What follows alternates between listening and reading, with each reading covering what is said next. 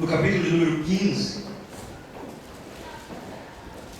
Estou muito grato a Deus, porque apesar de todas as dificuldades, enfermidades e problemas, o Senhor é um Deus de renovo. Você crê nisso, Deus? Nosso Deus é um Deus de renovo, é um Deus de graça, é um Deus de misericórdia e bondade. E Deus, Ele prepara os nossos corações para nós sermos abençoados. Um culto como esse, uma palavra para nós recebermos no nosso coração. Então eu queria te convidar, em João 15, a nós compartilharmos essa palavra no nosso coração. João capítulo 15. Queria pedir a você que você pudesse tomar o teu lugar, por gentileza. Eu vou ler do versículo de número 1 em diante, para a nossa melhor compreensão, irmãos. Eu vou ler do versículo 1 até o versículo 17. Você acompanhe, por favor. Evangelho de Jesus Cristo, segundo escreveu João, capítulo 15, versículos 1 a 17. Eu sou a videira verdadeira, e meu Pai é o agricultor. Todo ramo que, estando em mim, não dá fruto, ele retira, e todo que dá fruto, ele limpa, para que dê mais fruto ainda. Vós já estáis limpos pela palavra que eu vos tenho transmitido. Permanecei em mim, e eu permanecerei em vós. Nenhum ramo pode produzir fruto por si mesmo, se não estiver ligado à videira. Vós igualmente não podeis dar fruto por vós mesmos, se não permanecerdes unidos a mim. Eu sou a videira, vós os ramos. Aquele que permanece em mim e eu nele, esse dará muito fruto, pois sem mim não podeis realizar obra alguma. Se alguém não permanecer em mim, será como o ramo que é jogado fora e seca. Então, esses ramos são juntados, lançados ao fogo e queimados. Se permanecerdes em mim, e as minhas palavras permanecerem em vós, pedireis o que desejardes, e vos será concedido. O que glorifica meu Pai é que deis fruto em abundância, e assim sereis verdadeiramente meus discípulos. Assim como o Pai me amou, eu da mesma forma vos amei. Permanecei no meu amor.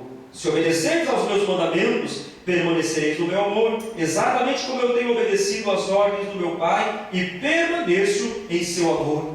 Tenho-vos dito essas palavras para que a minha alegria permaneça em vós e a vossa felicidade seja completa. E o meu mandamento é este, que vos ameis uns aos outros, assim como eu vos amei. Não existe maior amor do que este, de alguém dar a própria vida por causa dos seus amigos. Vós sois meus amigos, se praticais o que eu vos mando. Já não vos chamo servos, porque o servo não sabe o que faz seu senhor, mas eu vos tenho chamado amigos, pois tudo que eu ouvi de meu Pai, eu compartilhei convosco.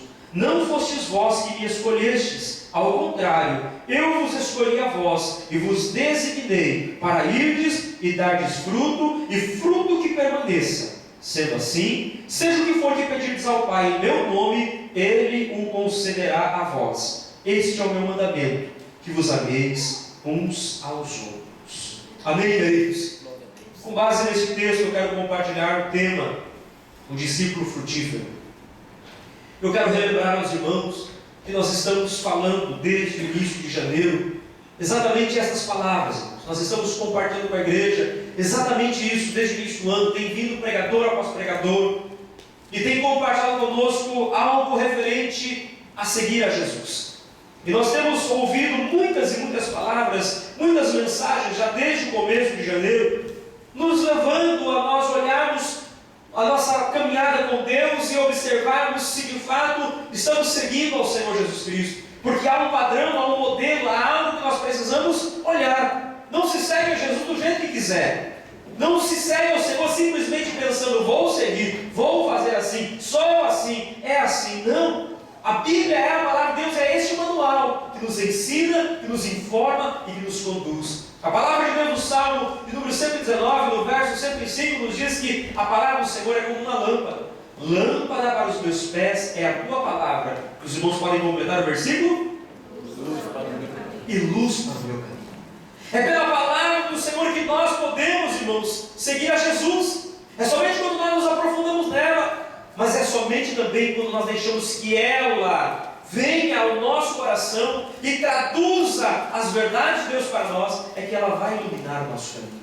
Então não há como, irmãos, nós seguirmos ao Senhor se não for através da palavra. E isso tem acontecido conosco ao longo desses 2 meses. Nós já estamos encerrando o mês de fevereiro, nós já vamos para março, onde vamos dar uma pausa neste tema sobre o discipulado. Nós vamos entrar no tema da família, mas em abril nós vamos voltar a falar um pouco mais sobre seguir ao Senhor. Mas nessa noite eu quero compartilhar convosco, irmãos, esse tema, o discípulo que dá fruto, ou o discípulo frutífero. Eu já iniciei lendo João 15, onde Jesus Cristo ele faz nessa narrativa, ele mostra o exemplo de uma videira, uma árvore que dava fruto, dá fruto. Você sabe que a videira, ela produz as uvas. Mas antes de nós falarmos um pouquinho sobre a videira e sobre o fruto que a videira produz, eu quero te fazer uma pergunta para a nossa meditação. Qual é a razão? Essa pergunta introdutória para nós. Qual é a razão de nós encontrarmos pessoas no tempo em que nós vivemos, que apesar de já estarem caminhando com Jesus há algum tempo, qual é a razão de nós encontrarmos pessoas que já estão há algum tempo caminhando com Jesus, mas ainda não amadureceram na fé? Queria levar vocês nesse pensamento nessa noite, a que nós pudéssemos pensar um pouquinho sobre isso. Por que nós encontramos pessoas que não amadureceram espiritualmente? Por que nós encontramos diferença entre um cristão e o outro? Pastor, isso existe? Existe, irmãos. Há diferença. Há diferença entre cristãos. Embora todos são lavados no sangue de Jesus, embora a salvação é para todos aqueles que aceitarem o sacrifício de Cristo, salvação é uma coisa, mas a santificação é outra coisa. A salvação, ela acontece imediatamente quando nós nos encontramos com Jesus e aceitamos Ele como Salvador da nossa vida. Mas a santificação é algo diferente, ela acontece no dia a dia. E ela é um processo que ela não termina enquanto nós estivermos nessa terra. Ela está sempre acontecendo. É um processo diário. Todos os dias nós estamos sendo tratados no processo da santificação, porque todos os dias nós somos levados às tentações e ao pecado. Então todos os dias nós olhamos para nós e temos a oportunidade de nos santificarmos, de dizer não ao pecado e dizer sim a Jesus. É por isso que existem pessoas diferentes, pessoas cristãs dentro da igreja, que são diferentes umas das outras. Aleluia. Mas a diferença, meus irmãos, que nós encontramos em algumas pessoas é porque nós vamos olhar que algumas dessas pessoas, elas são maduras, embora elas estão no processo de santificação e todos os dias elas estão vencendo uma nova batalha. Mas há pessoas que, embora cristãs, embora servas do Senhor, elas todos os dias elas estão perdendo batalhas. Todos os dias elas estão sendo derrotadas em algumas áreas da sua vida. Às vezes é na sua família, às vezes é na sua própria vida espiritual, às vezes é nas tentações que ela não consegue administrar. Todos nós temos áreas da nossa vida que são pontos perigosos, que são pontos que o inimigo conhece. Ele conhece a mim e você. Ele sabe áreas que ele pode te tentar e me tentar. Ele sabe áreas em que nós somos volúveis, ou seja, nós somos fáceis de ser atingidos. Ele vai justamente, meus irmãos, trabalhar, vir ao nosso encontro nesta área. Se você tem dificuldade com a internet, você pode saber que esta é uma área que você vai sempre estar sendo tentado. Se você tem dificuldade com pornografia, você pode ter certeza que todas as vezes que você estiver sozinho, você vai sempre ser tentado a olhar a pornografia. Se você tem dificuldade com as palavras, você vai perceber que todas as vezes que você ficar nervoso, você vai sempre acabar machucando alguém pelas palavras. São áreas da nossa vida, áreas que nós temos dificuldade. E todas as vezes, todos os dias, nós passamos por isso, irmãos. Às vezes a área que você tem é diferente da minha. Às vezes a minha área é diferente do meu irmão. Às vezes a área do meu irmão é diferente da minha irmã. Às vezes a área volúvel da vida de um esposo é diferente da vida da esposa. Mas todos nós temos, meus irmãos, em algum ponto da nossa vida, uma dificuldade pela qual nós precisamos manter alerta, vigilante. Nós temos que lutar de uma forma mais intensa. Isso, meus irmãos, é um processo de santificação. É por isso que há diferença entre cristãos. Há cristãos que eles estão amadurecendo porque eles estão vencendo. Todos os dias eles estão vencendo uma nova batalha. Ele está lutando contra os vícios. Ele está lutando contra aquela tentação que vem forte sobre ele. E todo dia ele diz não. E para dizer não, todo dia ele se aproxima de Deus através da oração, através da palavra. Todo dia para ele não machucar alguém, através das suas palavras, dos seus atos, para ele não pensar coisas. Ele está lutando, ele está orando, ele vai se apegar à leitura da Bíblia, ele vai orar e ele vai se entregar ao Senhor. E nessa entrega é que há vitória. É nessa entrega que nós somos provados em Deus ali derrama a sua graça e nós percebemos que não é por nós que vencemos, mas é pelo poder de Deus. Nós percebemos que não é que a gente, olha, eu estou bem, eu estou afinando. Não é que a gente está afinando, é que a gente está indo para a oração, para o jejum, para a consagração. Nós estamos nos aproximando de Deus, e quanto mais eu me aproximo de Deus, Ele é a luz. As trevas que há em mim vão ficando para trás. Quanto mais, irmãos, nós nos aproximamos da luz, as trevas saem, porque as trevas elas não permanecem onde a luz. Jesus mesmo disse, Jesus mesmo falou sobre isso. As trevas elas não permanecem onde a luz. Então, a diferença entre cristãos, mas há uma coisa que nós precisamos notar, meus irmãos, dessa diferença de um para com o outro. E eu queria que você abrisse a sua Bíblia em Hebreus, na carta escrita aos cristãos hebreus, no capítulo 5, no versículo de número 11, Hebreus capítulo 5. Por que nós vamos encontrar irmãos que estão tendo derrotas, batalhas, mas são crentes, são da igreja? Às vezes eles já foram batizados com o Espírito Santo, porque não significa que se você não é batizado com o Espírito Santo, você é mais fraquinho que o outro. Não. O batismo com o Espírito Santo é revestimento de poder. Tem muitas pessoas que receberam o revestimento de poder, mas elas estão tendo derrotas na sua vida. São pessoas que, por mais que elas já estão talvez há 10, há 15, 20 anos, elas já estão servindo a Jesus, mas elas ainda não amadureceram espiritualmente. Por que isso existe? Por que isso acontece? Hebreus capítulo 5, versículos 11 a 13, diz assim, nós vamos ler até o 14.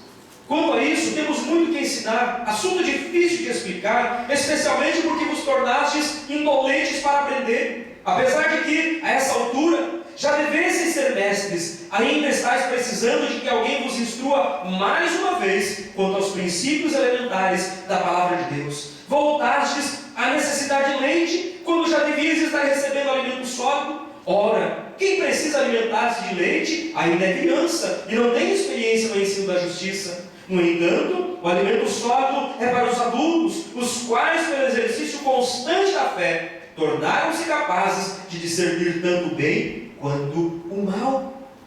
Irmãos, o escritor aos Hebreus, que nós não temos certeza de quem é, talvez tenha sido o apóstolo Paulo, não sabemos, mas enfim, o escritor aos Hebreus, ele está escrevendo esse texto a crentes, a irmãos em Cristo. A minha Bíblia não diz, mas há uma versão, que talvez a tua versão diga, pelo tempo decorrido. Versículo 12, talvez a sua Bíblia diz assim, é assim que diz na sua Bíblia, ao meio da revista e corrigida, acho que a revisada, ou a mesma contemporânea de Almeida diz, pelo tempo decorrido, já devias o quê? Ser mestres. Mas pelo tempo decorrido eles não são mestres ainda. Então você veja que o escritor ele fala a um grupo de pessoas que ainda não amadureceram na fé, que ainda não amadureceram na caminhada, são crentes. Isso aqui não está dizendo, talvez, na questão da salvação, talvez são pessoas salvas, mas elas não amadureceram. Ainda há muitas coisas que se observam de infância espiritual. O versículo número 11, meus irmãos, esse texto nos fala que são pessoas que precisam de leite. Quem é que precisa de leite, irmãos? Quem é que toma leite? Não são as crianças? Não são os bebês? Tem muito adulto que bebe leite, né?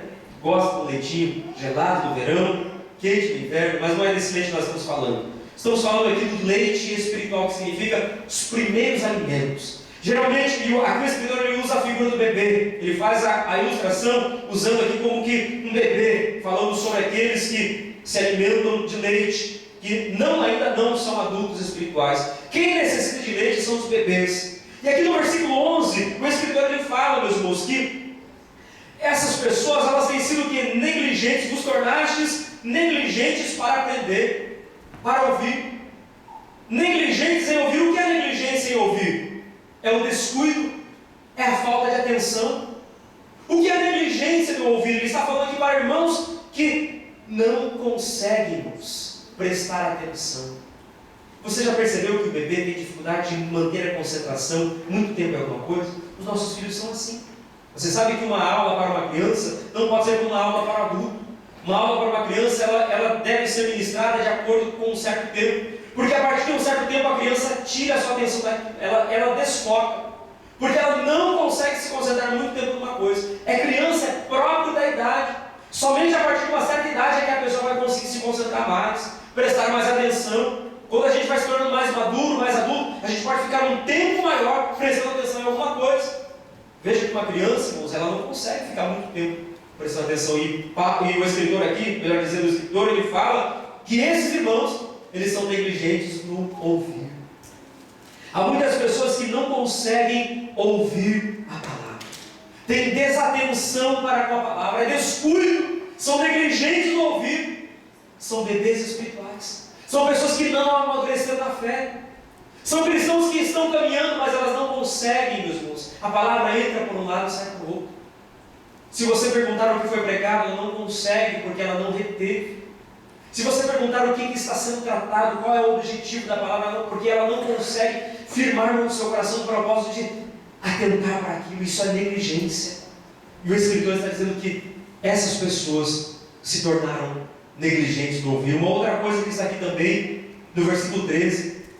Ora, quem precisa alimentar-se de leite ainda é criança e não tem experiência com a palavra, no ensino da justiça. Eles se tornaram inoperantes na palavra. Uma outra característica dos bebês espirituais, de pessoas que não amadureceram na fé, elas não têm habilidade para com a palavra. Também acontece com pessoas que, embora já estejam há algum tempo servindo ao Senhor, não têm habilidade com a palavra de Deus. E a habilidade aqui não diz respeito somente a saber achar onde está Gênesis e onde está Apocalipse, onde está Sofonias, onde está Malaquias. Não é esse tipo de habilidade de procurar os livros, mas é a habilidade de fazer valer na sua vida o que a palavra está dizendo. É deixar que a palavra opere no nosso coração. E o escritor diz que aqueles cristãos, eles não tinham habilidade para com a palavra, mas ele fala que pelo tempo decorrido, então já tinha algum tempo que eles estavam servindo ao Senhor. Mas duas características de que eles ainda estavam na primeira infância: eles não sabiam ouvir e reter no coração o que estavam ouvindo, e eles também não tinham habilidade com a palavra de Deus. Você percebe que há diferença entre cristão e cristão? São bebês espirituais. Assim como os bebês, os nossos filhos, quando são bebês, eles não têm habilidade com as coisas. Se você dá a uma criança um copo de vidro, ela certamente vai derrubar e quebrar. Por quê? Porque ela não tem habilidade para segurar aquele copo de vidro. Ninguém em sã consciência dá a uma criança um volante de um carro para dirigir. Por quê? Porque aquela criança vai causar um acidente. Ela não tem habilidade para conduzir um veículo. É a falta de habilidade que é característica de um bebê. Mas na vida espiritual não é diferente. Aqueles que não conseguem ouvir e reter, e ouve, mas ouve aquilo que quer, ouve e traduz do jeito que quer, são negligentes espirituais, são descuidados, não têm atenção e não crescem. E porque não crescem, não vai frutificar. Aqueles que também, pelo tempo decorrido, não têm habilidade com tudo aquilo que é a palavra de Deus ministra e ensina, também não vai ser operante, se torna um inoperante espiritual. E o apóstolo Paulo também fala sobre isso quando ele escreve. Eu queria que você abrisse a sua Bíblia, lá em capítulo 3 de 1 Coríntios. Capítulo 3 de 1 Coríntios, versículos de número 1 a 4. Veja o que Paulo escreve aos irmãos lá em Corinto. 1 Coríntios capítulo 3, versículos 1 a 4. Irmãos, não vos pude falar como a pessoas espirituais, mas como a pessoas carnais, como a crianças em Cristo. O que vos dei para beber foi leite, e não alimento sólido, pois não podíeis recebê-lo, nem ainda agora podeis, porque ainda sois carnais. Visto que campeia entre vós todo tipo de inveja e discórdias, por acaso não estáis sendo carnais, vivendo de acordo com os padrões exclusivamente mundanos? Pois quando alguém alega, eu sou de Paulo, e o outro, eu sou de Apolo, não estáis agindo absolutamente segundo os padrões dos homens? Paulo também trata lá em Corinto, meus irmãos, com aquela igreja, um problema que estava acontecendo, que os irmãos estavam se dividindo, porque uns queriam somente o pastor Paulo. Está lá no capítulo 1. No capítulo 1, Paulo fala sobre isso. Outros não queriam o apóstolo Paulo. Outros estavam escolhendo quem? Apolo. Capítulo 1, versículo 12. Refiro-me ao fato de um de vós afirmar, eu sou de Paulo, enquanto o outro declara, eu sou de Apolo, e o outro, eu sou de Pedro, e outro ainda, eu sou de Cristo. Versículo 13. Ora, acaso Cristo está dividido? Foi Paulo crucificado em vosso favor? fossem batizados em nome de Paulo. Então era esse problema que Paulo estava tratando. E por que esse problema acontecia? De um querer o pastor Paulo, outro preferir o pastor Apolo, outro dizer não, eu prefiro o apóstolo Pedro, e outros diziam não, nem desses eu quero é Jesus. Por que isso estava acontecendo? Porque eles estavam agindo como meninos espirituais. E Paulo diz aqui no capítulo 3, ora, eu tenho que falar com vocês como a carnais, como a meninos. Não estou podendo conversar com vocês como adultos espirituais. Por quê? Porque vocês não são adultos. Vocês estão agindo como crianças espirituais. Então Paulo trata esse assunto. E ainda lá no capítulo 14 de 1 Coríntios, veja que o próprio Paulo trata ainda nessa mesma carta, falando aos mesmos irmãos, no capítulo 14 de 1 Coríntios, no versículo 20. Paulo diz assim: irmãos, não sejais infantis em vossa maneira de pensar. Olha só Paulo dizendo sobre a infantilidade espiritual, sobre a falta de amadurecimento. Irmãos, não sejais infantis em vossa maneira de pensar, porém, quanto ao mal, sejam como as crianças, contudo, adultos quanto ao entendimento. Paulo está dizendo, meus irmãos, aqui sobre a maturidade. Ele está dizendo, olha, se for no que diz respeito, versículo 20, se for no que diz respeito ao mal, à malícia, seja criança. Pode ser como a criança na malícia, porque a criança não tem malícia. Ela não age, meus irmãos, na maioria das vezes a criança não age por maldade, ela não faz por mal. Ela até erra, mas não há malícia no seu coração de fazer o mal. Mas ele fala, mas nas outras coisas, quanto ao entendimento, quanto à compreensão, vocês precisam ser adultos. Então veja, meus irmãos, tudo isso o apóstolo Paulo lhe trata. Eu queria que você voltasse comigo agora lá para Hebreus, no capítulo 5, naquele versículo que nós lemos de 11 a 14. Eu vou ler com os irmãos o versículo 14 para nós entendermos o que é essa maturidade que o escritor de Hebreus diz e o que é que Paulo está dizendo também à igreja de Corinto. No capítulo 5, versículo 14 de Hebreus, diz assim: no entanto, o alimento sólido é para os adultos, os quais, pelo exercício constante da fé, tornaram-se capazes de discernir tanto bem quanto mal. Irmãos, o que é que o escritor aos Hebreus está dizendo aqui? Talvez a sua Bíblia diga: o alimento sólido é para os perfeitos. Essa palavra, que talvez na sua Bíblia esteja escrito perfeito, ou talvez adulto, essa palavra em grego é o teleios. O que é o teleios? O teleios é aquela pessoa que ela já atingiu a maturidade, e ela já não age mais como criança. Paulo ele também diz que quando ele era menino, o que ele fazia? Ele pensava como menino, não é assim? Ele falava como menino, ele agia como menino. Mas quando ele se tornou um teleios, o que é isso? Quando ele se tornou adulto, maduro, quando ele cresceu, não no sentido físico, mas ele está dizendo no sentido espiritual, quando ele atingiu maturidade, quando ele começou a compreender as coisas de uma forma mais profunda, ele não ficou mais agindo como menino, ele não ficou mais, as suas atitudes, as suas palavras, o seu pensamento, não é mais a de uma criança, mas é de um adulto. Esse é o teleios que Paulo fala e que aqui o escritor dos Hebreus nos ensina. É um homem maduro, é aquela pessoa que amadureceu na vida, é aquela pessoa que você senta para conversar e ele tem um conselho, é essa pessoa madura, mas aqui é no sentido espiritual, daquele que amadureceu em Cristo, daquele que já produz fruto, porque ele é maduro, porque ele já é adulto no entendimento, ele produz. As suas atitudes são atitudes de produtividade. E aí que nós entramos, meus irmãos, no capítulo 15 do Evangelho de João, que não foi a leitura desta noite. O que isso tem a ver com João capítulo 15? Vamos voltar agora lá para João. Abra, por favor, lá em João. Somente aqueles que passam pela experiência de amadurecer em Cristo, irmãos, é que podem produzir fruto. E nós vamos encontrar aqui em João no capítulo 15, essa figura, a videira. Nós vamos encontrar o agricultor, nós vamos encontrar os ramos. Quem são cada um deles? Capítulo 15 de João, versículo 1 diz assim: eu sou a videira verdadeira e meu pai é o agricultor. Quem é a videira verdadeira, irmãos? É Jesus Cristo. Jesus Cristo que está dizendo aqui: eu sou a videira verdadeira. Este capítulo 15 de João, meus irmãos, ele está dentro de um contexto lá no cenáculo, onde Jesus estava com os discípulos. Na semana passada, o Miguel pregou, no capítulo 13 de João, onde Jesus ele lava os pés dos discípulos. E Jesus ali ele ministra ao coração dos discípulos a respeito do verdadeiro serviço, servir a Deus, servir uns aos outros, o amor e a obediência. E dentro deste mesmo lugar onde Jesus estava lavando os pés, depois de lavar os pés, ele começa a ministrar algumas palavras. Aí vem o capítulo 14, e aí vem o capítulo 15, e ele encerra lá no capítulo 17, quando depois então Jesus ele vai sair, ele vai para o Getsemane. Mas tudo isso está acontecendo aqui, o capítulo 15 ainda está naquele local, onde Jesus ele está com seus discípulos.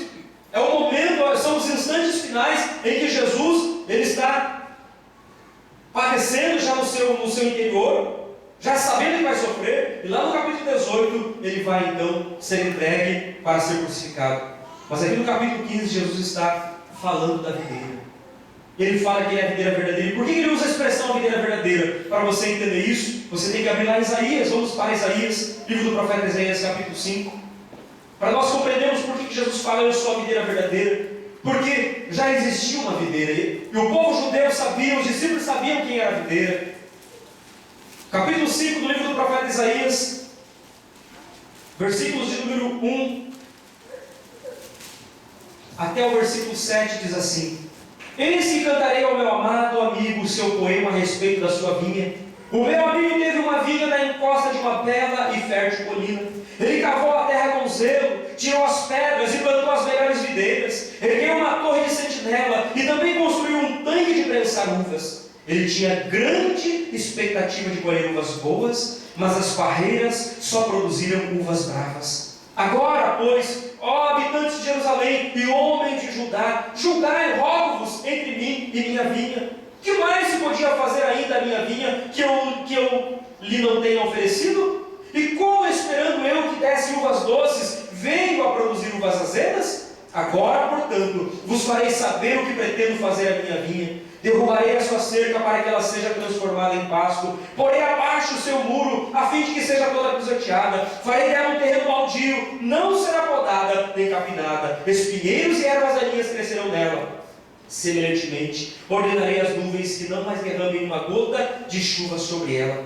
Pois a vinha de Iavé, o Senhor dos exércitos, é a nação de Israel, e os homens de Judá são a plantação que ele amava. Ele ansiava por justiça, mas houve apenas derramamento de sangue inocente. Esperava pela prática do direito, mas o que viu foi o povo clamando por socorro. Você compreende, meus irmãos, nesse texto, quem era a vinha? Quem era a videira? A figura da videira é justamente a figura de Israel. É justamente a figura, meus irmãos, do povo de Israel, da nação de Israel, que foi colocada num bom lugar para dar fruto. Mas Israel falhou na sua missão. O povo de Israel não conseguiu produzir a salvação para as nações, no sentido de ser o povo escolhido de Deus. E Deus levantou um novo povo. Quem é o novo povo de Deus? Somos nós, a igreja do Senhor.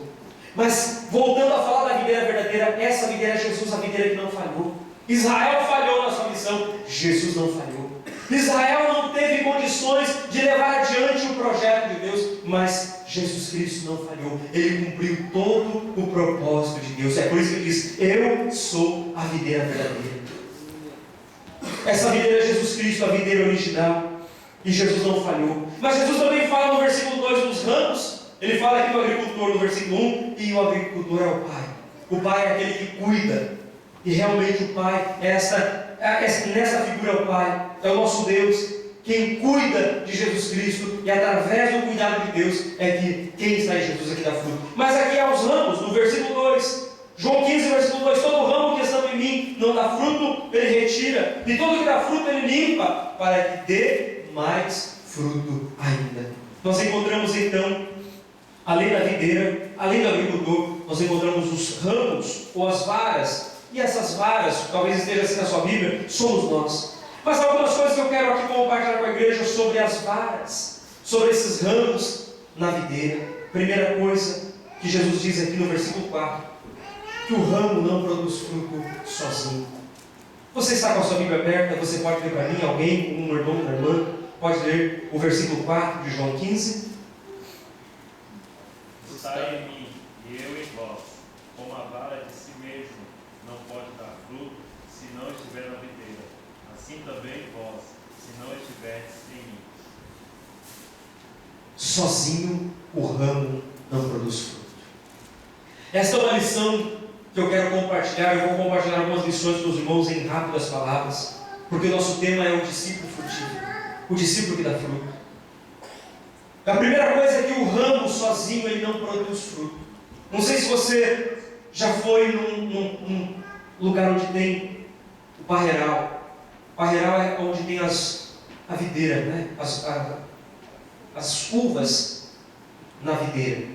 Quando nós morávamos ali em Okazaki, nós fomos uma vez visitar um parreiral. Todo ano tem a época em que as uvas elas dão fruto, a videira dá fruto. E tem um local ali, eu creio que existe por aqui também, embora não conheça, em que você paga, você entra, você ganha ali um balde e você come quantas frutas você conseguir, não é verdade? E é interessante porque é um local baixo. Você entra, você ali coloca a sua cadeira, você coloca o seu balde, você coloca gelo, você vai cortando quantas você conseguir, você coloca e vai, senta na cadeira e come as uvas. E é interessante você ver, alguns ramos, eles não produzem fruto, alguns produzem. E toda vez que você quer colher algum fruto para você se alimentar dele, você vai e você procura aquele que tem fruto. Mas na figura que Jesus está dizendo aqui para nós, o ramo sozinho não produz fruto. Inclusive na própria videira, assim também na árvore natural, ela não pode dar fruto o ramo sozinho. O ramo tem que estar ligado aonde? Na videira. E este princípio que existe na natureza, existe também aqui na aplicação espiritual para a nossa vida. Eu e você, se queremos dar frutos, meus irmãos, para Deus, ninguém vai conseguir produzir fruto sozinho. Infelizmente existem pessoas que acham que ele pode porque ele tem um dom, ele tem um talento, ou até ele tem uma chamada. É engano pensar que porque temos uma chamada, nós vamos conseguir produzir alguma coisa sozinhos, meus irmãos. Não há chamada que produza fruto. Não há talento que produza fruto para Deus, se não estiver ligado na videira. Essa é uma lição muito importante, porque eu quero, meus irmãos, entender, eu tenho entendido que eu e você queremos produzir para o Senhor. Amém, igreja? Você quer produzir alguma coisa para Deus? Sim ou não? É o nosso desejo, amém, irmãos? É o meu desejo, eu anseio por isso. A minha oração tem sido essa: Senhor, eu quero produzir, eu quero ser uma árvore frutífera, eu quero, Senhor, que a minha vida possa frutificar e frutos que permaneçam. Nós queremos frutificar, nós queremos fazer coisas que possam, não estou falando de resultado, não estou falando de fazer coisas, eu estou falando de fazer coisas que edificam. O resultado, meus irmãos, não é apenas quantidade, não é apenas ter uma carga horária, mas é fazer coisas que edificam, coisas que possam alimentar. O fruto aqui fala de alimento. É o meu desejo, eu creio que deve ser o seu. É por isso que nós temos essa palavra nesta noite. Só que sozinho, nenhum de nós vamos conseguir fazer nada, irmãos. Por mais que possamos tentar fazer alguma coisa, por mais que nós possamos achar, olha, eu sei, eu vou meter a cara, eu vou fazer. Não vai! Não pense que nós, irmãos, podemos fazer alguma coisa. Quantas pessoas acham que, não, Deus me deu um dom, um talento, eu vou sair fazendo do meu jeito? Ou eu vou, você já viu, há muitas histórias, aqui por perto a gente já viu coisas assim, eu vou sair fazendo do meu jeito. Faz, irmão, está fazendo do seu jeito, mas não está produzindo o que Jesus disse, fruto que edifique e que permaneça. Há uma diferença, há uma grande diferença. Você sabe que o fruto, dentro dele tem semente, não é verdade? O fruto dentro dele tem semente, mas no que diz respeito ao fruto que não edifica e que não abençoa, você vai perceber, meu Deus, que ele é um fruto, tem uma bela casca, tem uma bela aparência, mas ele não tem semente. Tem muitos frutos por aí, sem semente por dentro. E vai chegar uma hora que esse fruto, quando for aberto, vai aparecer. Ele não tem semente, não tem continuidade, não pode produzir. Então, irmãos, essa lição é muito importante. Sozinho ninguém faz nada. É preciso que nós olhemos para nós e analisemos: será que nós estamos ligados na videira? Essa é a primeira lição. Precisa estar ligado na videira. Será que nós estamos observando se na nossa vida espiritual nós estamos ligados na videira verdadeira? Não é qualquer videira, a videira é Jesus Cristo. Ele diz: eu sou a videira verdadeira. E se você pula aqui no versículo 1 para o versículo 4, ele diz assim: nenhum ramo pode produzir fruto por si mesmo, se não estiver ligado à videira. Você vê como as coisas são claras, irmão? Você vê como as coisas aqui são bem claras para nós, não tem como duvidar disso. Todo ramo, toda pessoa que alega que está produzindo fruto, duvide desse fruto, se essa pessoa não está ligada a Jesus Cristo. Você percebe que a gente tem material e argumento para combater falsas igrejas, falsos profetas, falsos ministérios. Por mais que esteja, meu irmão, por mais que esteja caindo fogo do céu, se não estiver ligado na videira, é em vão. É em vão, irmãos. É um fruto mentiroso. É uma cópia. E não é genuíno. Então o primeiro ensinamento é que sozinho, se nós queremos dar fruto sozinho, nós não vamos conseguir. Precisamos estar ligados à videira. A palavra que Jesus está enfatizando aqui nesses versículos, desses 17 versículos que nós lemos, meus irmãos, do versículo 1 ao versículo 17, é permanecer. Esta é a segunda lição que eu quero compartilhar com um discípulo que quer produzir frutos para o Senhor. Se nós olharmos para o versículo de número 4, o versículo de número 5, versículo 6, versículo 7, versículo 9 e versículo 10, nós já lemos esse texto, não vou reler para não tomar tempo, mas esses versículos que eu citei, a palavra permanecer aparece neles. E por que Jesus cita várias vezes e faz ênfase nessa palavra permanecer? Porque permanecer, irmãos, significa continuar. Jesus diz aqui no versículo 4: permanecei em mim e eu permanecerei em vós. O versículo de número 5 diz assim: eu sou a videira, vós os ramos. Aquele que permanece em mim e eu nele, esse dará muito fruto. Só mais o versículo 6 diz assim: se alguém não permanecer em mim, será como o ramo que é jogado fora e seca. Por que Jesus está enfatizando várias vezes: permaneçam em mim, permaneçam em mim, permaneçam em mim? Porque essa é uma lição importante, irmãos, para nós aprendermos. Nós sozinhos não produzimos, mas se nós também não continuarmos lá, porque às vezes nós começamos bem, nós começamos um ministério, um departamento, todo animado, olha, estou cheio de projeto, mas daqui a pouco a gente para, daqui a pouco a gente não permanece. A gente começa numa empreitada, a gente começa a fazer a leitura bíblica, né? E começamos, e vem Mateus, e Marcos, e Lucas, e João, daqui a pouco ficou em Mateus capítulo 2, né? Lemos Mateus capítulo 1 e no capítulo 2 já estamos atrasados. E conseguimos chegar no capítulo 5, mas já está lá indo para o Apocalipse, a gente já está em Mateus. A gente tem dificuldade para continuar algumas coisas. E na nossa vida espiritual também é assim. Há muitas pessoas, irmãos, que elas dizem: pastor, eu quero, mas eu não tenho força. Não conseguem continuar. Mas é uma lição que nós precisamos aprendermos. O fruto, ele não nasce do dia para a noite. O fruto, ele tem um tempo. Você já viu o pé de laranja? Ele dá a laranja de um dia para o outro. A gente planta a uva e no dia seguinte vai lá e já vai colher uva. Não, é impossível isso. Tem um processo, tem um tempo. Essa continuidade, meus irmãos, é que traz o resultado. E Jesus diz assim: permaneçam em mim. Não desistam. Porque vocês vão chegar num tempo que vocês vão realmente querer desistir. Jesus tratou esse assunto. Nós estamos vendo o começo, Jesus tratou esse assunto. Ainda vamos falar sobre o preço do discipulado. Algo que nós vamos comparar com os irmãos mais para frente. Mas a desistência é algo que vai nos atingir, irmãos. As lutas virão. Uma das mensagens que foi pregada aqui foi justamente as adversidades na vida daquele que quer seguir a Jesus. Tem adversidade? Não tem, irmãos. Tem onda que se levanta contra nós? Não tem. Tem vento que sopra forte? Não tem. Nessa hora, o que a gente vai fazer? Vamos desistir. Por que Jesus permitiu entrar nesse barco? Por que Jesus não se manifesta para fazer alguma coisa? Olha o tamanho dessa onda. Olha o barulho do vento. Nós vamos sucumbir. Não é nessa hora que a gente pensa em desistir? Pois é nessa hora que muitos acabam desistindo. Mas Jesus, ele diz: olha, se vocês querem produzir fruto, primeiro, sozinho não consegue. Mas em segundo lugar, permaneçam. Ele fala várias vezes: permaneçam em mim, continuem em mim, continuem ligados, continuem na videira, continuem aonde vocês foram colocados. Irmão, que palavra Jesus fala ao nosso coração sobre continuar, sobre permanecer. Essa palavra no original ela significa também habitar. Habitar significa você fazer morada. Essa lição é muito importante porque, meus irmãos, isso nós só podemos permanecer, nós só podemos continuar só pela obediência. Você vai perceber que o rebelde ele não consegue continuar. Aquele que é rebelde, ele começa, daqui a pouco ele para, ele se revolta, fala: não, para mim não dá, eu vou sair, eu vou fazer, ele não continua.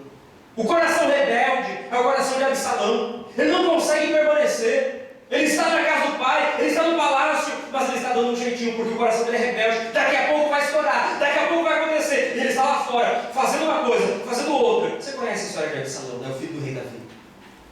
Porque o seu coração era rebelde. Ele não resistiu, ele não permaneceu. Mas Jesus diz: permaneça.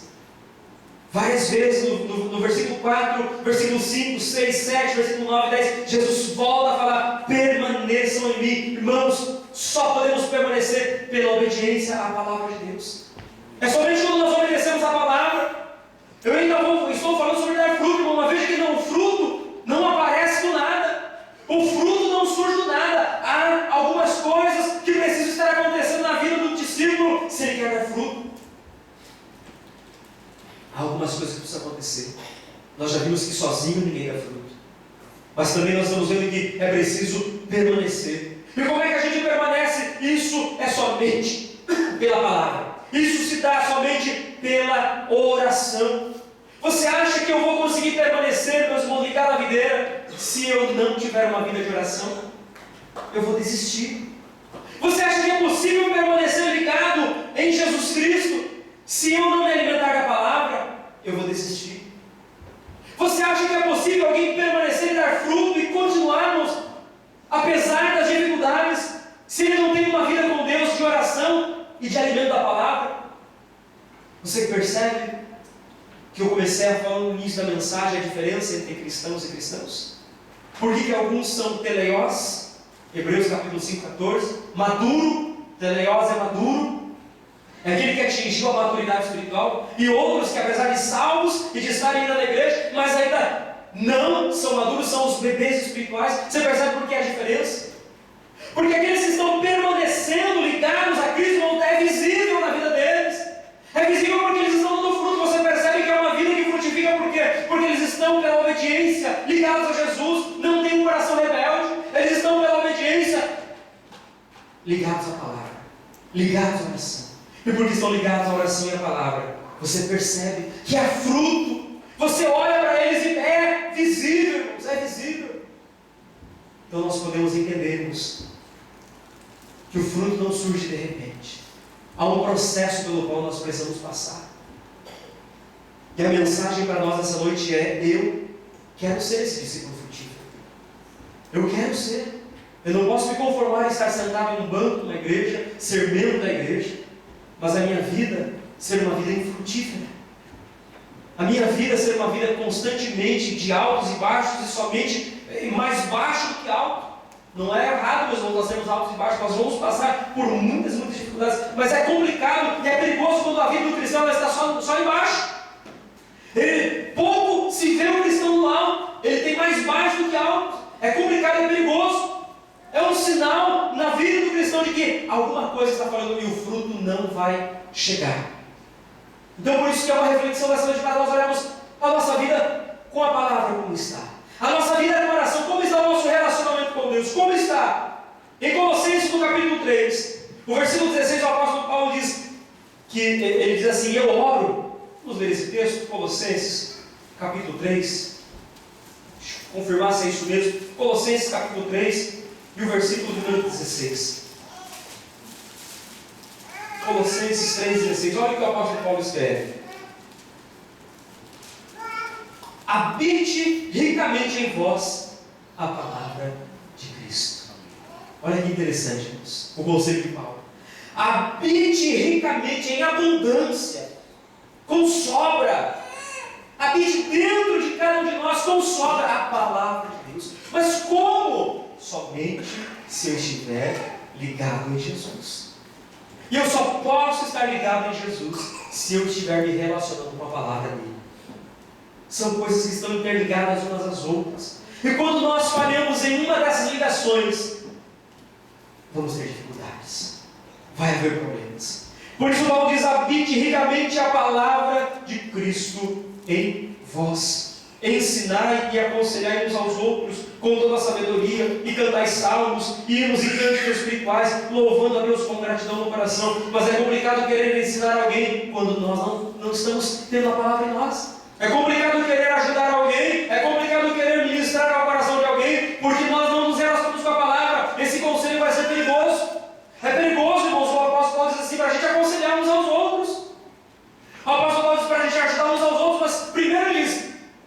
está habitando ricamente em vós.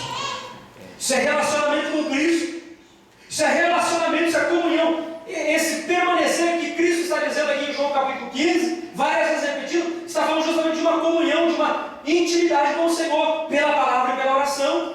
Então, se não houver isso em nós, irmãos, vai ser complicado dar fruto. E mais complicado ainda, querer ajudar alguém, querer aconselhar alguém, se não há um relacionamento nosso com a palavra. Mas como é que nós podemos saber se nós estamos permanecendo em Cristo? Estamos falando do fruto. Como nós podemos saber? Como é que você sabe que você está permanecendo em Cristo? Vamos fazer um teste nessa noite? Quero convidar vocês, nós fazemos um teste. Queria que você olhasse para você, numa reflexão, e perguntasse para você mesmo, diga o seu nome aí, na sua pessoa, diga, eu vou dizer o meu, Jair, como é que você pode ter certeza que você está permanecendo em Cristo? Não é o pastor que vai te julgar, não são os presbíteros, não há ninguém que vai te julgar, mas é você mesmo que vai deixar a palavra de Deus dizer em você esse julgamento. Como eu sei e tenho certeza de que eu estou permanecendo em Cristo, de que eu estou ligado na videira e não estou fora dela, como eu posso ter certeza? Você tem certeza disso? Vamos fazer esse teste? Então, João capítulo 15, o versículo 2 diz assim: todo ramo que estando em mim não dá fruto, ele retira, e todo que dá fruto, ele limpa, para que dê mais fruto ainda. O primeiro sinal de que eu posso saber se eu estou em Cristo, se eu permaneço em Cristo, é o fruto. O primeiro sinal é esse. Está aqui no versículo 2. E todo ramo que estando em mim não dá fruto, ele retira. E todo que dá fruto, ele limpa, para que dê mais fruto ainda. O primeiro sinal é o fruto. Quando nós damos fruto, irmãos, é um sinal de que nós estamos em Cristo. Quem está em Cristo produz fruto. Mas não é qualquer fruto, irmãos. Não é qualquer fruto. O fruto que produzimos é um fruto, como eu já disse, é um fruto que edifica. É um fruto que abençoa. É um fruto, meus irmãos, que alimenta.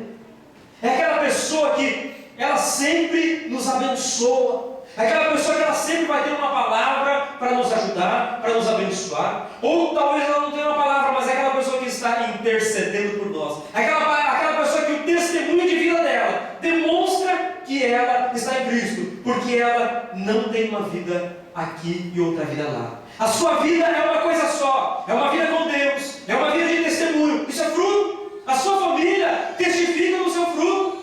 Os seus amigos testificam quem ele é, quem ela é. Então, o fruto, meus irmãos, é visível. Você já tentou ir numa árvore e de longe você viu naquela árvore tem fruto. Mas você não está vendo nada, não. Para você dizer que uma árvore tem fruto, você tem que ver, sim ou não? Você precisa ver, você precisa olhar e encontrar, não, tem fruto, eu estou vendo, tem fruto. A gente precisa identificar o fruto. O fruto é visível. O fruto não é escondido, ele é visível. Então, na vida de um homem e de uma mulher, o primeiro sinal de que ele está em Cristo é que ele dá fruto. Ele está caminhando e a vida dele é a vida dela. É uma vida que frutifica. Aonde ele vai passando, ele vai deixando as marcas dessa permanência em Cristo.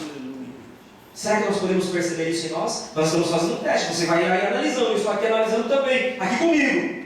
Como eu posso saber se eu estou em Cristo ou não? Como eu posso ter certeza se eu permaneço em Cristo ou não? Então o primeiro teste é esse.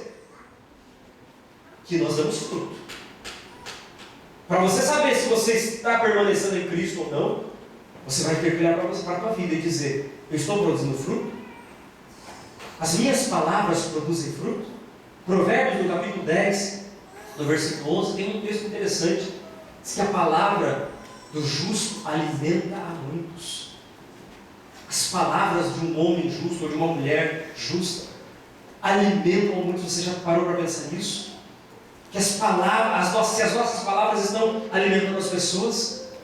Será que as palavras que nós dizemos lá na família, lá no lar, estão alimentando as pessoas da nossa casa? Será que as minhas palavras, o meu relacionamento diário estão alimentando as pessoas? Será que a minha atitude, o meu comportamento, o meu testemunho na fábrica ou nos lugares onde eu vou, o meu comportamento, as coisas que eu vejo estão abençoando? Então esse é um teste, irmãos. Primeiro todo ramo que está estando em mim, não dá fruto, ele retira. E todo que dá fruto, ele limpa para que dê mais fruto ainda. O primeiro sinal é que nós produzimos fruto. Tudo o que nós produzimos é para edificar. O segundo sinal, o segundo teste, o segundo sinal que eu posso saber se eu permaneço em Cristo, se eu estou em Cristo, está aqui também no versículo 2. Todo ramo que estando em mim não dá fruto, ele retira. E todo que dá fruto, ele faz o quê? Ele faz o quê, igreja? Limpa. Ele limpa. Ou talvez na sua Bíblia esteja, ele poda. O que é a poda? O que é a poda? A poda é a limpeza que o agricultor faz. Ele vai até aquele ramo e precisa podar, e precisa cortar. E por que ele faz isso? Ele faz isso para purificar. Ele faz isso para tirar o excesso. Ele faz isso para tirar aquilo que está prejudicando. Por quê? Porque dá fruto. E o que o agricultor quer? Ele quer que aquele ramo fique ainda mais forte. Então o que ele vai fazer? Ele vai cortar. Será que você consegue sentir a poda de Deus na tua vida? Será que nós conseguimos sentir Deus nos podando nas áreas da nossa vida? Porque tem pessoas que não sentem Deus podar a sua vida. Tem pessoas que a sua vida espiritual não acontece nada. Ele não sente, ele não percebe se Deus está ali trabalhando com ele ou não. Será que você consegue sentir a poda de Deus na tua vida? Se você não consegue sentir a poda de Deus na tua vida, se preocupe com isso. Porque Jesus disse que todo aquele que dá fruto, ele limpa, ele corta, ele poda. Mas ele corta não no sentido de jogar fora. Ele não vai cortar todo o ramo. Ele vai tirar um pedaço apenas. Por mais que aquele pedaço seja bom, irmãos, isso é tão profundo e tão interessante. Porque às vezes nós questionamos a Deus por que nós estamos sendo provados na nossa fé. Às vezes nós questionamos a Deus, colocamos Deus na parede e questionamos o Senhor, dizendo: Senhor, por que estou passando por isso? Por que o Senhor permite isso? E nós não entendemos que Deus está nos podando, querendo nos aperfeiçoar, para que possamos produzir mais fruto ainda. Quantas pessoas que no momento da poda se rebelam contra Deus, se viram contra Deus e não podem mais produzir fruto, eles secam, começa a secar, e o texto diz que aquele que seca, irmão, vai ser cortado para ser lançado no fogo. São aqueles que desistem, são aqueles que não conseguem ir adiante. Você consegue perceber isso? Você que se sente a poda de Deus na tua vida, glória a Deus se você está sendo podado, glorifica a Deus, porque se você está sendo podado, é sinal que Ele está trabalhando com você e comigo também. Agora se preocupe se algo não está acontecendo na sua vida. Se preocupe se você não sente a poda do Senhor. Mas a poda é para dar mais fruto ainda, irmãos. Aleluia. O agricultor, ele faz a poda não é para matar aquele ramo, não é para jogar fora, e não é porque ele não gosta. Quando o Papai do Céu nos permite passarmos por provas e tribulações, irmãos, não é para nos matar, não. É para a gente sair vitorioso do outro lado. É para a gente atravessar e do outro lado ver a glória do Senhor. Será que você vê com estes olhos? Será que em vez de nós reclamarmos do Senhor, nós não podemos dizer: Senhor, trabalha mesmo, pode vir, Senhor, porque eu sei que o Senhor vai trazer um lindo resultado para a glória e louvor do teu nome. Isso é muito interessante a gente pensar sobre isso, irmãos. Mas a poda, ela é dolorosa. A poda, meus irmãos, ela não é algo indolor, é algo doloroso. Toda poda ela vai produzir dor, porque é um corte que é feito. Assim como quando Deus ele permite uma certa provação na nossa vida, determinadas provações são dolorosas para nós passarmos. Às vezes são momentos que nós vamos ter que nos recolher. Às vezes são momentos que nós vamos precisar nos silenciar. São momentos que nós não vamos ter para onde correr. São momentos que nós não vamos ter o que fazer com as nossas próprias forças. É dolorosa e a gente precisa entender o que essa poda significa para nós. Não é momento de rebeldia, não é momento de nós pararmos, mas é momento de nós nos entregarmos ao agricultor e deixarmos ele fazer a sua boa obra, porque ele quer que esse ramo produza mais fruto ainda. Então o segundo sinal, meus irmãos, é a poda. O primeiro sinal que eu posso saber se eu estou em Cristo, se eu permaneço em Cristo, é se há fruto em mim. O segundo sinal é se eu estou sendo podado. se eu não estiver sendo podado, você pode ter certeza, eu não estou em Cristo. O terceiro sinal está aqui no versículo 7, João 15, versículo 7. Se permanecerdes em mim, e as minhas palavras permanecerem em vós, pedireis o que desejardes, e vos será concedido. Terceiro sinal que eu posso saber se eu estou em Cristo, se eu estou permanecendo em Cristo, se chama resposta das orações. Você está dando resposta às suas orações? Pastor, eu oro e Deus não responde. Pastor, eu oro e não vejo nada acontecer. Que oração é essa que você está fazendo? Que oração é essa que nós estamos fazendo? Porque Jesus diz aqui que aquele que permanece em mim, e as palavras dele, e as minhas, se permanecerem em mim, e as minhas palavras permanecerem em vós, ele diz: pedireis o que desejardes, e vos será concedido. Será que Jesus estava mentindo? Por que nós não temos resultado de orações? Muitos resultados de orações. Por que nós não conseguimos encontrar muitas vezes, nos frustramos? E tem gente que diz: não, mas eu nem vou pedir para Deus, não. Por que pedir? Para que ficar orando? Se Deus quiser, Ele vai dar. Não vou mais orar, não. Começa a criar um sentimento de rebeldia contra o Senhor. Não vou pedir, não. Não vou pedir mais nada, não. Faz beicinho para Deus, né? Mas quando nós temos uma comunhão genuína com Deus, irmãos, a Bíblia nos assegura que aquilo que nós pedimos, nós vamos receber. Não é qualquer coisa, irmãos. Não é qualquer coisa. É quando temos uma comunhão genuína. Jesus diz: se permanecerdes em mim. Você está tendo resposta às suas orações? Deus está respondendo aquilo que você ora e que você pede? Não? Sim? Uma coisa que é importante a gente salientar aqui, irmãos, é que quando nós temos uma comunhão genuína com Deus, tudo o que nós vamos pedir não é de acordo com a nossa vontade. Quando nós estamos numa comunhão, numa intimidade com Deus, eu não vou gastar o meu tempo de oração pedindo carro, casa. Não vou ficar pedindo: Senhor, me dá aí, me ajuda a acertar os números da Mega Sena, Senhor. Revela para mim aí, para eu acertar lá, Tacaracude. Não vou ficar pedindo essas coisas. Quando a gente tem uma comunhão íntima com Deus, não vou ficar pedindo para Deus: Senhor, muda eu de emprego, leva eu para o Brasil, leva para cá. Não. Quando nós temos uma comunhão íntima e genuína com Deus, as nossas orações, os nossos pedidos são de acordo com a vontade dele, não de acordo com a nossa vontade. Jesus, na oração dominical, no capítulo 6 de Mateus, ele fala justamente isso: seja feita a tua vontade, assim na terra como... Sabe o que é, irmãos, que eu aprendo com essa palavra?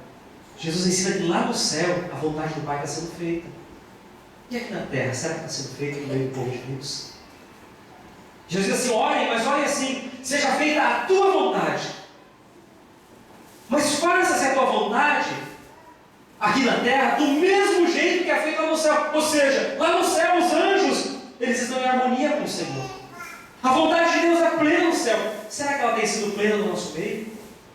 Então você percebe que os nossos pedidos às vezes não são atendidos, não são respondidos, porque a gente está pedindo coisas, irmãos, para nós mesmos. Coisas que não estão de acordo com a vontade de Deus. A gente pede, irmão. Para que a gente pede? Vamos abrir em Tiago, abra sua Bíblia em Tiago, capítulo 4, e você vai entender o que é que nós estamos pedindo e por que é que dá errado. Por que é que dá errado as orações? Tiago, capítulo 4, versículos 1 a 3. De onde vêm as batalhas e os desentendimentos que há entre vós? De onde, senão das paixões que guerreiam dentre vós? Cobiçais e nada tendes. Ouça bem isso: cobiçais e nada tendes, matais e invejais, porém não conseguis obter o que desejais, viveis a brigar e a promover contendas, todavia nada conquistais, porque não pedis, e quando pedis não recebeis, porquanto pedis com a motivação errada, simplesmente para esbanjardes em vossos prazeres. Você percebe por que os pedidos dão errados? Porque os nossos pedidos são pedidos para a gente esbanjar. Então começa a perceber que quando nós começamos a orar a Deus e começamos a orar dizendo: Deus, eu quero, Senhor, aquilo que Tu queres. Senhor, eu quero aquilo que Tu queres, eu desejo aquilo que Tu desejas. Senhor, eu quero da minha família aquilo que Tu queres. Senhor, eu não quero um emprego que ganhe imagem, eu quero estar no lugar que Tu queres que eu esteja. Porque eu sei que onde estiver, Senhor, fome eu não vou passar, o Senhor vai me sustentar, vai me suprir.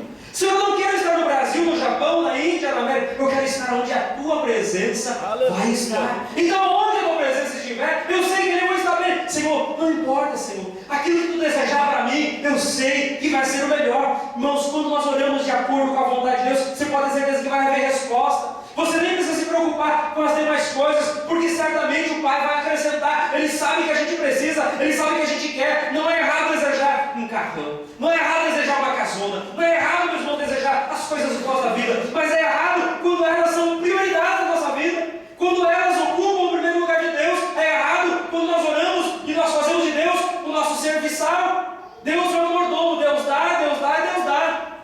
Deus tem que curar, Deus tem que salvar, Deus não tem que fazer isso.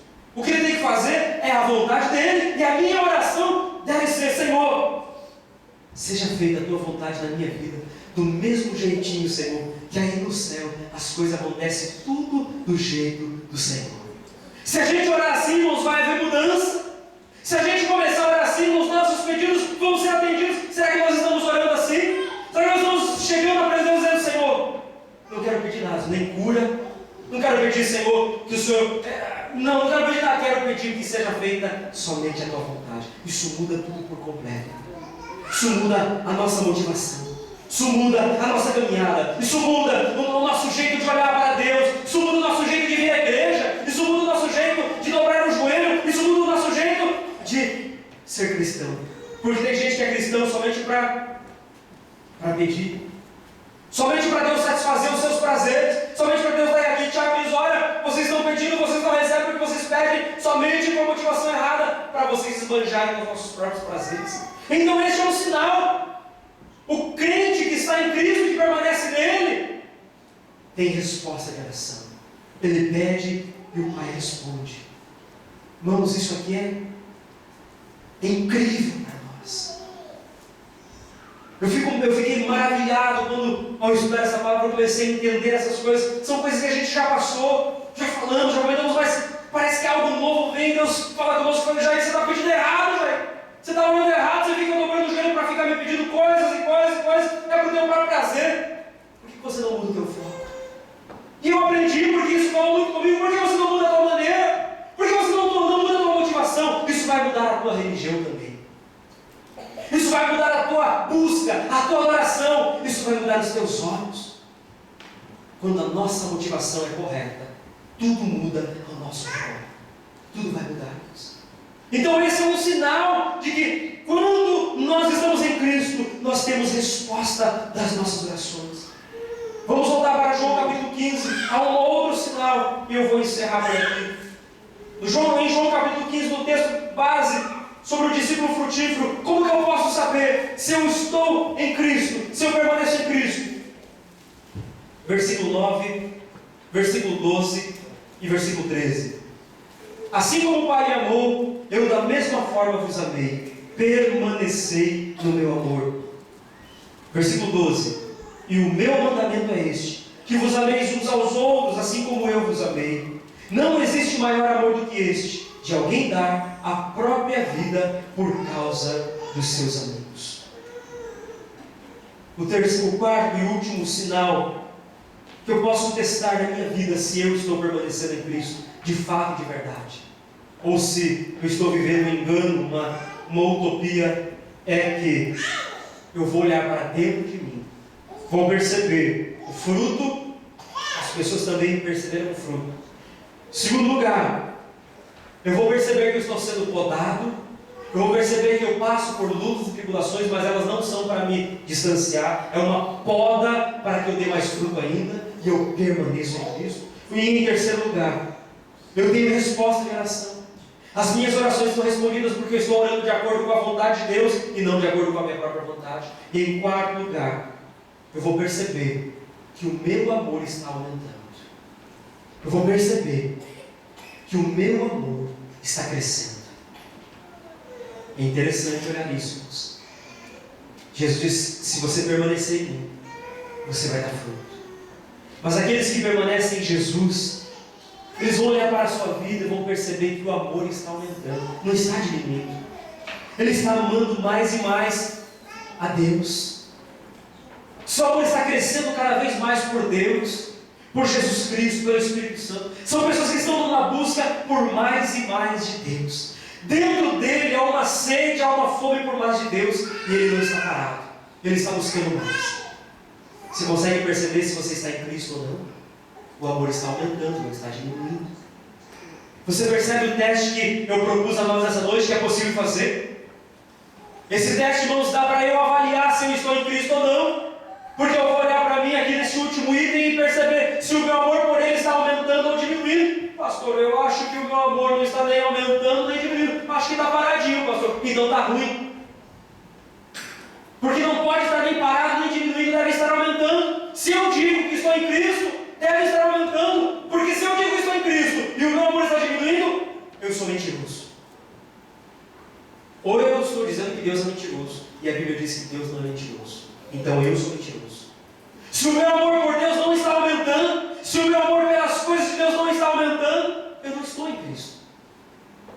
Porque Ele está dizendo, meus irmãos, que isso vai ser visível. Será que eu posso olhar para mim mesmo e ser sincero comigo nessa noite e dizer: Jair, o amor por Deus no seu coração está aumentando ou está diminuindo? Será que você pode ser sincero com você nessa noite e dizer isso a você e perguntar se o amor por Deus está aumentando aí ou está diminuindo?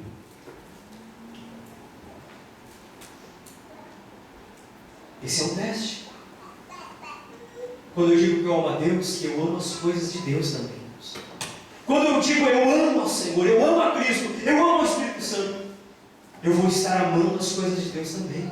Então as coisas de Deus vão ser importantes para mim. Por quê? Porque são importantes para Ele. O amor está aumentando. Mas há uma outra coisa também. Versículo 12: e o meu mandamento é este: que vos ameis uns aos outros, assim como eu vos amei. Não existe maior amor do que este, de alguém dar a própria vida por causa dos seus amigos. Há um outro detalhe, uma outra questão. É que não é somente o meu amor por Deus que está aumentando, mas o meu amor pelos irmãos também está aumentando. E eu volto a fazer essa mesma pergunta: será que o amor pelos irmãos, pelo meu próximo, está aumentando? Será que eu posso dizer com certeza no meu coração que o meu amor pelos irmãos está aumentando? Você pode responder essa pergunta aí para você? Será que nós podemos ter essa certeza nessa noite, irmãos? Você pode olhar para dentro e dizer: o meu amor pelos irmãos está aumentando. Esse é um sinal de que nós estamos em Cristo. Quando o meu irmão também é importante para mim. E falar que o meu irmão é importante não significa, meus irmãos, estar grudado nele o tempo todo, estar jantando com ele, almoçando com ele, indo se divertindo. Não significa isso. Dizer que ama o irmão não significa estar vivendo com ele o tempo todo.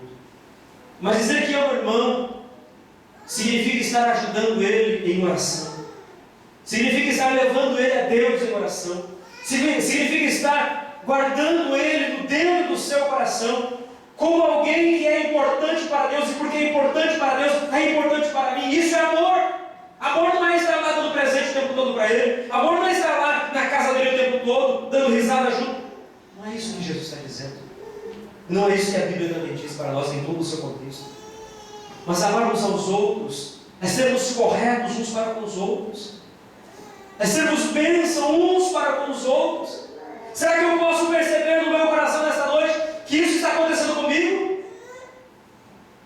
Se eu puder perceber isso no meu coração, eu vou então ter essa convicção de que eu estou em Cristo, que eu permaneço em Cristo. E se eu permaneço em Cristo, é certeza, o fruto existe na minha vida.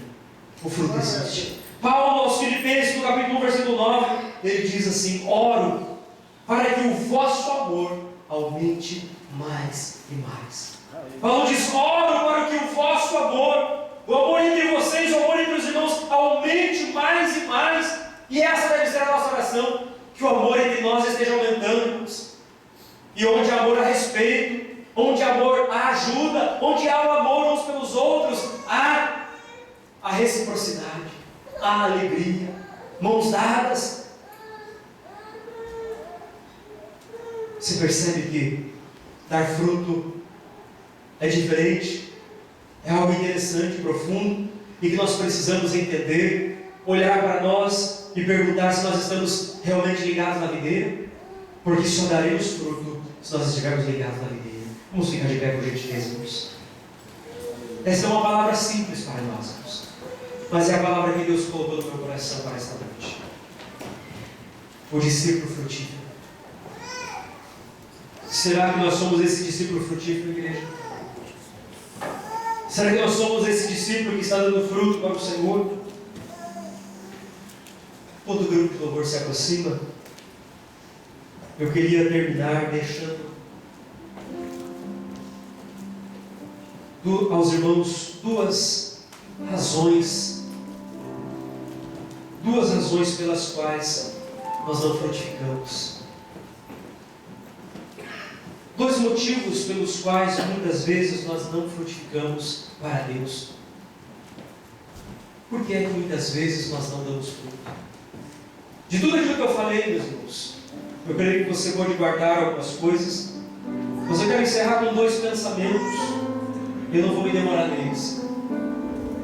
Em seguida o grupo de louvor vai louvar e nós vamos orar ao Senhor. Mas eu quero colocar apenas dois pensamentos para nós, por que nós não frutificamos. A primeira razão é porque muitas vezes nós não estamos mergulhando. Irmãos, eu não sei nadar, eu tenho medo de água. Eu não sou cascão não, viu? Mas eu tenho medo de rio, tenho medo de mar, porque eu não sei nadar. E quando eu vou a algum rio, a uma praia, eu não me aproximo muito, eu só fico em um local onde eu tenho certeza absoluta de que eu estou seguro. Mas eu já estive numa praia em que as águas eram límpidas, bem claras. E quando a gente colocava a cabeça por debaixo, eu colocava um óculos de mergulhador, eu podia observar tudo que estava ali embaixo, por aquelas águas claras. E quando você mergulha e você consegue olhar lá embaixo, você vai encontrar coisas interessantes. Como numa praia você vai encontrar, lá embaixo há